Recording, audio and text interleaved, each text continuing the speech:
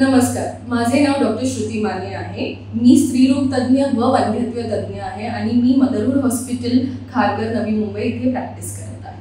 वंध्यत्व हा वेगाने वाढलेला आहे आणि वंध्यत्व म्हणजे काय याचा अर्थ आता आपण जाणून घेणार आहे। वंध्यत्व म्हणजे मूल राहण्यासाठी अडथळे येणे किंवा प्रयत्न करूनही प्रेग्नन्सी न राहणे, तर ह्याचा अर्थ वंध्यत्व असा होतो।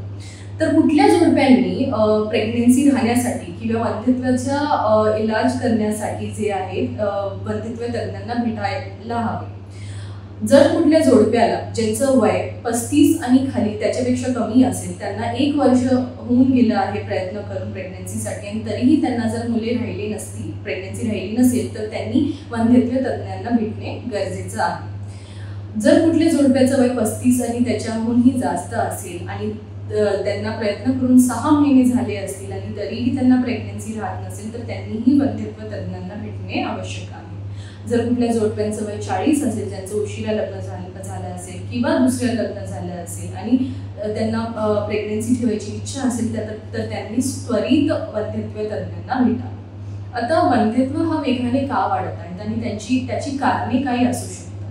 तर स्त्रियांमध्ये जर मासिक पाळी किंवा पाळी ही नियमितपणे येत नसेल, पाळीचा प्रवाह कमी झालेला असेल, पाळी 2-2 महिन्यांनी येते, पाळीचं सायकल जी आहे ते नियमित नाही आहे, तर अशा स्त्रियांनी जे आहे वंध्यत्व तज्ञांना भेटून त्याचे कारणे जाणून घेणे आवश्यक आहे। जर गर्भनलिकांची टेस्टिंग केली असेल, गर्भनलिकेमध्ये ब्लॉक असेल किंवा गर्भनलिकांचे आजार असतील किंवा गर्भनलिकेमध्ये पाणी भरलं असेल किंवा पस झालं असेल, तर अशाही स्त्रियांना प्रेग्नन्सी राहण्यामध्ये त्रास येऊ शकतो। तिसरे कारण हे असू शकते पीसीओडी। पीसीओडी म्हणजे त्यांचे अंडकोश जे आहे एक स्त्रीबीज बनवण्यासाठी पर्याप्त नाही आहे, तर अशा स्त्रियांना सुद्धा ही वंध्यत्व तज्ञांना भेटणे आवश्यक आहे। कुठल्याही स्त्रीला जर पोटाचा किंवा गर्भपिशवीचा टीबी होऊन गेला असेल आणि अशी हिस्ट्री असेल, तर त्यांनीही एकदा वंध्यत्व तज्ञांना कन्सल्ट करा।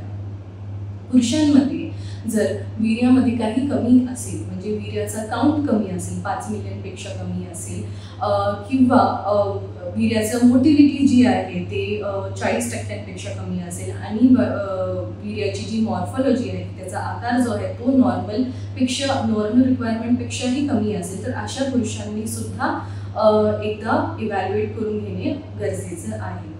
आता पुरुषांमध्ये जी आहे बाकी कारणे प्रेग्नन्सी न राहण्याचेही असू शकतात की वीर्यामध्ये जे सीमेन सॅम्पल आहे त्याच्यामध्ये जे आहे स्पर्म न भेटणे, ॲज इन त्याला आपण एझोस्पर्मिया असं म्हणतो, ज्याच्यामध्ये आपल्याला एकही स्पर्म सापडत नाही, तर हेही एक कारण असू शकतं ज्याच्यासाठी तुम्ही वंध्यत्व तज्ञांना भेटून तुमचे ऑप्शन्स जाणून घेऊ शकता। वरील जी कारणं मी एक्सप्लेन केलेली आहेत त्याच्यामध्ये तुम्हाला IVFचीही गरज लागू शकते। काही केसेसमध्ये आम्ही मिनिमल ट्रीटमेंट सुद्धा देऊ शकतो, जिथे आपण करेक्ट करू शकतो अशा गोष्टींना। जर काही स्त्रियांना फायब्रॉइडची हिस्ट्री असेल, गर्भपिशवीची गाठ असेल किंवा वारंवार त्यांच्या अंडकोशांमध्ये गाठ झालेली असेल आणि गाठीचं ऑपरेशनही केलेलं असेल अंडकोशातून, तर यांचा जो आहे ओव्हेरियन रिझम म्हणजे की जे स्त्रीबीजांचा जे नंबर असतो तो ड्रास्टिकली कमी झालेला असतो आफ्टर ऑपरेशन, तर अशाही स्त्रियांना जे आहे वंध्यत्व तज्ञांना भेटणे आवश्यक आहे। थँक्यू। एबीपी माझा, उघडा डोळे बघा नीट।